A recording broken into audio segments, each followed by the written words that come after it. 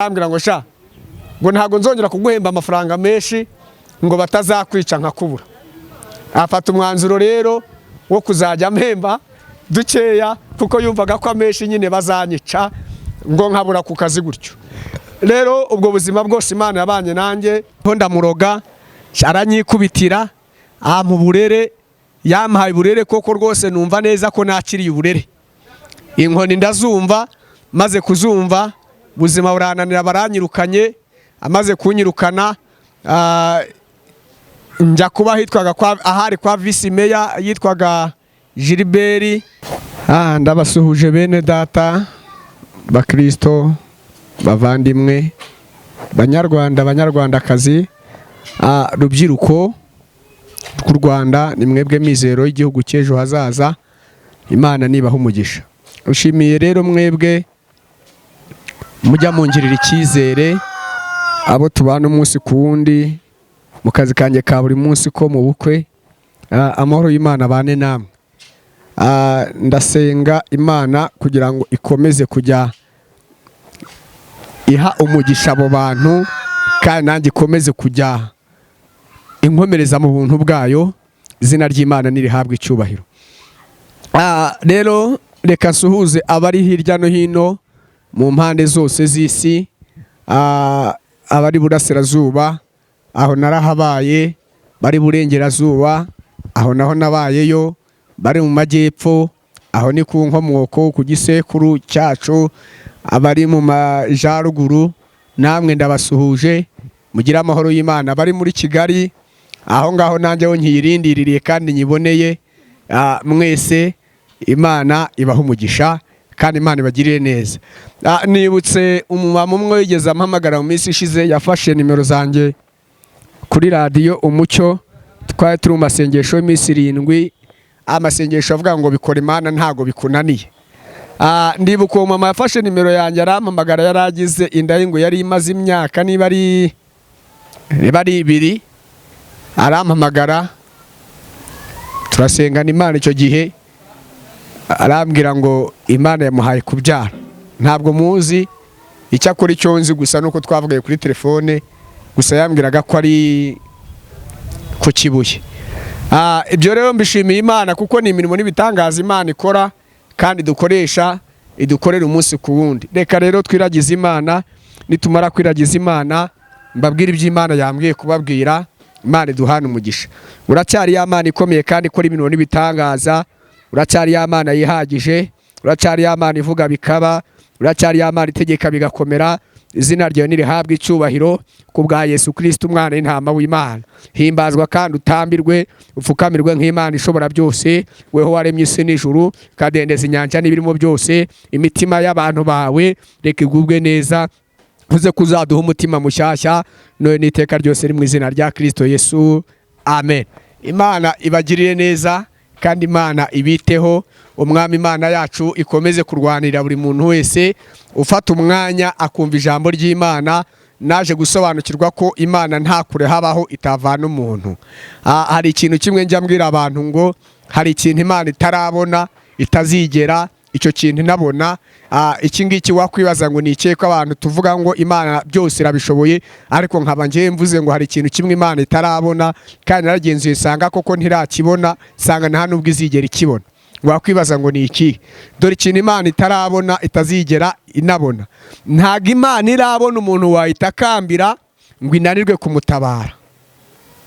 Ntirabona umuntu wayitabaza arushya aremerewe ngo inanirwe kumutabara. Nta no wizigera ibona. Uburyo wayitabazamo bwose nta kure habaho Imana itavana umuntu, nta na kure habaho Imana itageza umuntu, nta n'ibyo izigera ibona.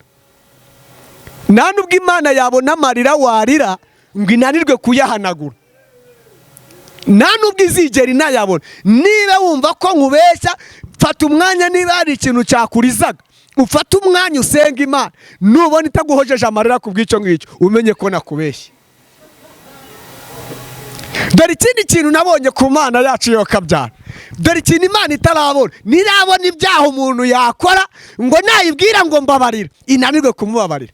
Nta nubwo izigera ibona. Ndamuroga aranyikubitira mu burere yampaye burere koko rwose numva neza ko nakiriye uburere. inkoni ndazumva, maze kuzumva ubuzima burananira, baranyirukanye. Amaze kunyirukana njya kuba hitwaga ahari kwa visi meya yitwaga Gilbert. ngo iyo turi kuvuga Kristo, Yuda wabari gushira, bari gucya, kuko barabanye, arabizi neza, azi ubwiza abantu bari kumwe na Kristo bazagira, azi umunezero bazagira. Uwakareba ahantu ahagaze rakumva ari kubabara cyane. Imana itugirire neza, amen. Reka dusome ijambo ry'Imana, nitumara gusoma ijambo ry'Imana ubundi mbabwire message Imana yampaye. Turasoma Zaburi 70. Haranditse ngo Zaburi iyi yahimbiwe umutware w'abaririmbyi, ni ya Dawidi, yahimbiwe kuba urwibutso. Kabiri akavuga ngo Mana tebuka unyize, Uwiteka tebuka untabare, amen. Haleluya. Ngo Mana tebuka unyize, haleluya. Kandi Imana ibangukana none idutabare. Abantu duherukana mu gihe cyashize, haraho ngiye mbabwira ngo nayindi mu masengesho y'iminsi 7 ninginga Imana kugira ngo igire ibintu ikuraho. Ari ibintu byinshi Imana iba yari yahagurukije kugira ngo bidutere guca bugufi, ariko ndashimira Imana ko guca bugufi kw'abera Imana yabyumvise. Imana irambwira ngo yanze ko mu Rwanda turwana. Haleluya. Bivuze ngo rero guca bugufi kwacu bituma hari binyeganyeza intebe y'Imana, ikavuga ngo bana banjye mbonye ko muciye bugufi, reka nanjye manuke nkureho ibyago byari bije ku gihugu cyanyu, byari bije muri mwebwe. Ikindi kintu Imana yambwiye kubabwira, Imana yambwiye ngo mbwire abantu ko imbere ari habi cyane. Imbere ni habi cyane. Ikindi Imana irambwira ngo mbwire buri muntu wese ngo ucunge izamu ryawe. Ucunge izamu ryawe, utarebera kuri mugenzi wawe muririmbana, utarebera kuri mugenzi wawe musangira icupa, utarebera kuri mugenzi wawe murarana mu kabari, utarebera kuri mugenzi wawe mufatanya kwiba, utarebera kuri mugenzi wawe mujyana mu bapfumu, utagendera kuri mugenzi wawe ugendera mu bindi bintu bitandukanye n'Uwiteka Imana yishimira. Rero ikindi kintu gikomeye, nubwo imbere ari habi, ariko Imana yambwiye ngo mbabwire ngo buri muntu wese abe maso, usenga usaba uburinzi kandi usengere abantu bawe. Ikindi kintu cyanteye ubwoba, ariko ndiho ndinginga Imana kandi nzi neza yuko hamwe no gusenga Imana ibikuraho. Nasomye ijambo ry'Imana ngo umuntu witwa Hezekiya, Imana yamutumyeho Yesaya, iramubwira ngo yewe Yesaya ngo genda ubwire Hezekiya ngo umubwire ngo raga, ngo kuko igihe cyawe kirageze ugiye gutanga. Hezekiya arangije yumva ko ari byo, arangije aragenda ngo yerekeza ivure, abwira Imana ngo Mana ngo gira ikintu kimwe wakwibuka, ngwibuka ko nigeze ngendera mu byo ushaka kandi ushima. Ibyo ngibyo rero Hezekiya yavugaga yibutsaga Imana, byateye Imana kongera kwibuka koko, yibuka ko Hezekiya yigeze akora ibyiza, Imana imaze kubyibuka imwongerera imyaka yo kubaho. Ibyo rero nari nagiye kubona mbona Imana ikunyereka ngo nihimara gupfa abantu 100, 200, 300 bakagera ku bantu 400, ngo tuzamenye ko ari Imana igiye kwiyerekana. Rero bana b'Imana, ijambo ry'Imana rirambwira ngo nta kindi kirukana abadayimoni uretse kwigiriza ubusa no gusenga. Babyumvise nabivuzeho mbere yuko iki cyorezo kiza. Rero bana b'Imana mureke dufatanye ibihe dusenge. Igihe Imana yajyaga kurimbura Sodomu na Gomora, ngo yaragiye ibwira Aburahamu, irabwira ngo Aburahamu ngiye kurimbura Sodomu na Gomora. Aburahamu abaza Imana ngo mbese nihabonekamwe ngo ugiye kurimbura abantu bakiranuka, ubarimbure n'abakiranirwa. Ngo noneho Imana, Aburahamu abaza Imana ngo mbese nihabonekamwe abantu 50 uraza kuharimbura. Imana yabwira ngo nihabonekamo 50 simparimbura. Aburahamu agera habaza Imana nihabonekamo 40, Imana imbwira ko itaharimbura. Aburahamu agera habwira Imana ngo reka nanjye mere nkaho ndi muri uriya murwa, ngo mbese abaretsemwe abantu 30 ubwo waharimbura. Imana imbwira ko itaharimbura. Irangije nibwo yavuze ijambo rikomeye ngo habuze umuntu umwe wahagarara mu cyuho, ngo yambaze izina ry'Uwiteka, niba yararimbuye Isodomu na Gomora. Bivuze ngo wowe uteye intambwe imwe nanjye ngatera intambwe imwe, tugafatanya muri Kristo Yesu, tukiginga tugaca bugufi, Imana yakuraho ibyago byari biduteye biteye n'igihugu cyacu. Haleluya. Imana itugiriye neza kandi Imana ibaha umugisha. Dusomye ijambo ry'Imana, ariko reka mbanze mbaho ubuhamya hano hantu ho gatoya. Uyu mugaragu w'Imana Dawidi mugarukeho mu kanya gatoya ndi gusenga. Abantu duheruka kuganira nabahaye ubuhamya bw'uburyo Imana yankoreye imirimo n'ibitangaza, ikandokora mu bana 50 abandi bose bakabica, ariko gihe nkarokoka. Ntago ari uko narinze ubwenge, si uko navuka mu muryango ukomeye, ahubwo ari umugambi w'Imana kugira ngo uyu munsi nkubwire ubutumwa bwiza bwa Yesu Kristo. Mukanya mwabyumviseho mvuga ngo intara zose ngenda nzivuga, buriya n'agace kose ushatse nakakubwira. Ubu buzima nabayemo ni ubuzima bwari bugoye, ni ubuzima bwari bunkomereye. Kuba maze kugera muri iyo myaka yo kuba natangira kuba umwana uri mu ishuri, bagatangira kundoga, bagatangira kugenza ubugingo bwanjye, ntabwo ari ukubera yuko nari inzu ubwenge, ahubwo kwari ukugira ngo baburizemo uyu mugambi w'Imana ku buzima bwanjye mfiteho uyu munsi wa none. Rero ubwo buzima nabubayemo, maze kububamo, njya kuba ahantu ku rubaraza, ni ahantu abantu muzi ku Masizi murahazi. Wowe ushobora kureba n'iyi shusho cyangwa iyi video, iki kiganiro ugasanga wowe turaziranye neza, uranzi. Ndara mu Kidasesa, naraga mu Kidasesa, niwe wari musami nisasiraga, ngafata amaguru nkayacomeka mu mufuka, ngahita mfunga hejuru, ubundi nkiyorosa ikindi Kidasesa. Niba ugira ngo ndabeshya, ahitwaga kwa Benjamin ku Masizi kwa Rugobagoba, aho ngaho umuntu uzi mu karere ka Nyamagabe, aho hantu arahazi. Iki kiganiro ukibonye wasanga jewe turaziranye, wowe wamenya ni ibintu wagenda ukavuga uti umuntu witwa gutya na gutya wizeye Imana Diedone, aya ni amateka ye, ni ubuhamya bwe koko.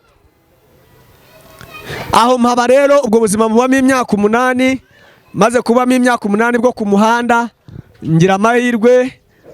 Hari umugabo witwaga Fideli yarapfuye, cyakora afite umuhungu witwa Loizi na Gerard na Fideli nanone. Abo bo baracyahari, nabo Imana ibaha umugisha. Baje kuma akazi ko kubakorera akazi ko mu rugo, ndagenda njya kubokereza, nkajya notsa burushete, ngacuruza byeri,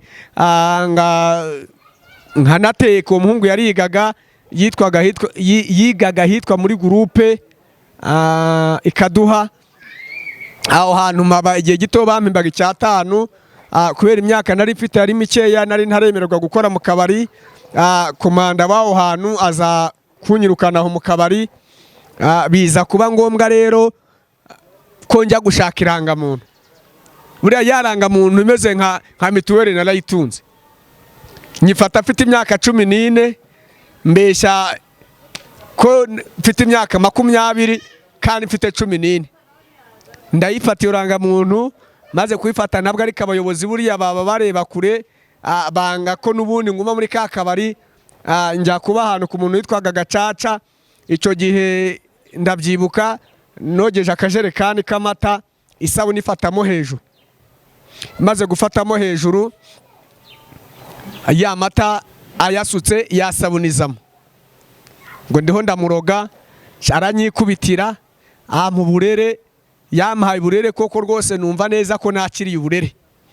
Inkoni ndazumva, maze kuzumva buzima burananira, baranyirukanye. Amaze kunyirukana, njya kuba hitwaga ahari kwa Vice Mayor yitwaga Gilbert, n'uwitwaga Muhikira, n'uwitwaga Gatore. Nabaga kwa Gatore. Gilbert ari we umfasha mu bijyanye n'ibikoresho, Muhikira we bakansapotinga mu bijyanye no kugira ngo mbashe kubona minerivare muri primaire aho nari ndi kwiga, aho ngaho ikaduha. Biza kuba ngombwa naho birananirana rero, bimaze kunanirana bahinduye uturere, babandi babakura mu nzego nabo basubira kwiga. Ubuzima bwanjye bubasa nkaho buhagarariye aho.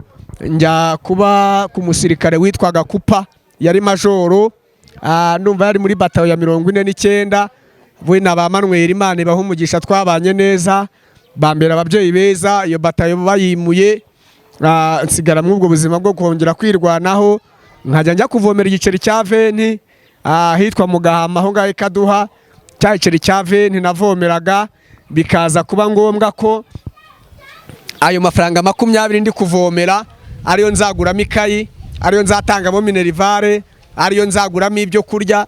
Nabaga hitwa muri la vedete ariho ndara, hari harimo umugabo wotsaga witwaga Gafupi, yamara kotsa nkirarira mwaho ngaho ngakurupa imbwa zaza guhunahuna amagufa kubera ko nabaga nashizeho ibintu nahakingirije mu muryango nyine ubwoba bukaza, ariko Imana ikabana nanjye.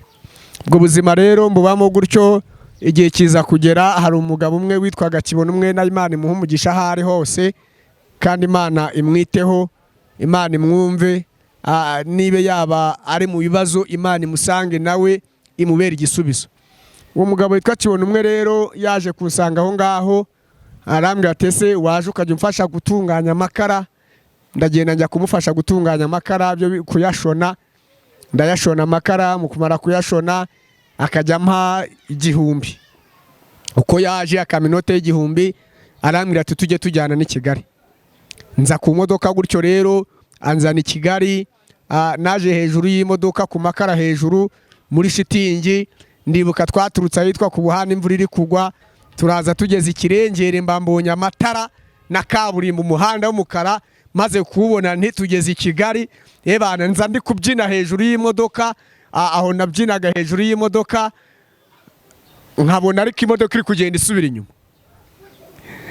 Ubwo rero uwo munsi naraje ngeze i Kigali, tugeze Nyabugogo imodoka yaparitse, navuyemo hejuru ku modoka nza hasi munsi y'imodoka masanga ubwana bwinshi bwarengaga nk'8. Sinari mbuzi rero, ubwo bwana bumbonye ndikururuka mva ku modoka butangira kunuka bya bitutsi nyine by'abana bo mu muhanda, murabizi namwe sinabisubiramo kuko narakijijwe, ariko narabikoze nati. Ubwo buzima rero mbubayemo, ubwo bwana bumaze kunuka ibyo bitutsi ngo iki ni icyahehe, bwo aburangica ndongera ndazamuka subira hejuru. Maze gusubira hejuru mu modoka ndongera niyorosa shitingi. Mu gitondo bwa bwana bwigira muri shuguri zabwo, nanjye nguma hejuru y'amakara. Mba mu ubwo buzima rero, maze kuba mu ubwo buzima wacu burumva ntibari bazaho mperereye kubera gutorongera. Gusa nibuka ijambo nyogokuru yambwiye, yarambwiye ngo mwana wanjye, n'ubundi umwana w'umuntu Imana imugenera uko azabaho, va hano wigendere, Imana nugiraho umugisha izaguha kubaho, kandi niba uri n'uzapfa uzapfire ku rudapfiriye mu maso yanjye wishwe na bene wanyu. Rero ndabyibuka aho ngaho mw'ubwo buzima Nyabugogo mpageze, nakomeje kuba muri iyo Kigali. Ndibuka twageze i Kigali, umufuka w'amakara waguraga 800 hano i Kigali ku modoka, ku idepari icyabiri. Urumva ni kera kiyemo igihe kirekire, aho ikiro cy'ibirayi cyaguraga 20, 15, umuntu akigira amafaranga 50 akarya ipura y'ibiryo iriho n'inyama. Urumva byari ibintu byiza.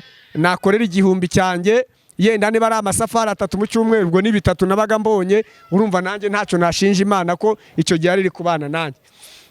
Ibyo bihe rero byaje kuba ngombwa wa mugabo imodoka nazigurisha nakoragaho.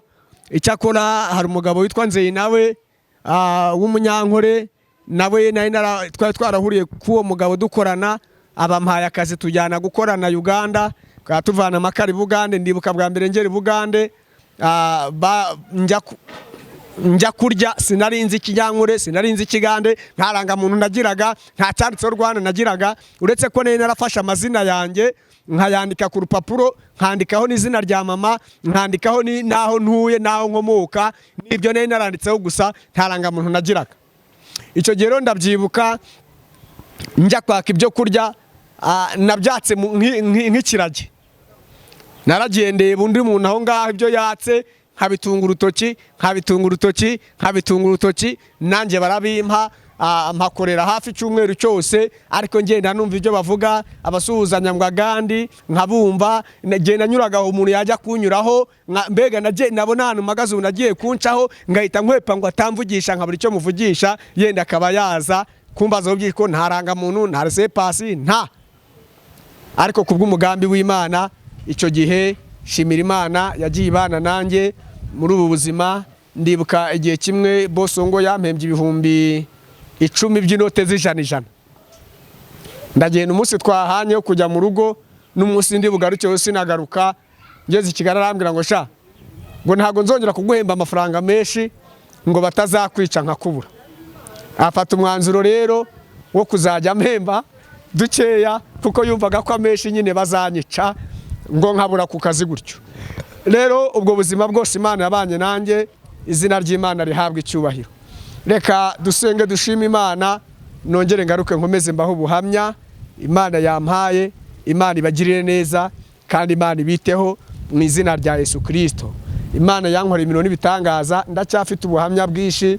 Wijya kure niba ushaka ko nawe wumva ko uyu munsi wa none Imana itagukuyeho amaboko. Uyu munsi wa none Imana ijambo iduhaye avuga ngo banga ukuntabare kandi unkize mu izina rya Yesu. Ni Dawidi yarari mu bwungeri bw'intama, nawe Imana ikugiriye neza. Uracyari y'Imana ihambaye, uracyari y'Imana iteye ubwoba, uracyari y'Imana idakirarwa ngo yibagirwe imirimo. Tugushimiye kwera kwawe no gukiraruka kwawe, ya maraso avuye ku musaraba nakomeza twitambikire kugira ngo imbaraga z'Imana ziganze mu izina rya Kristo Yesu. Amen. Imana ibahe umugisha kandi Imana ibagirire neza mu izina rya Yesu. Amen.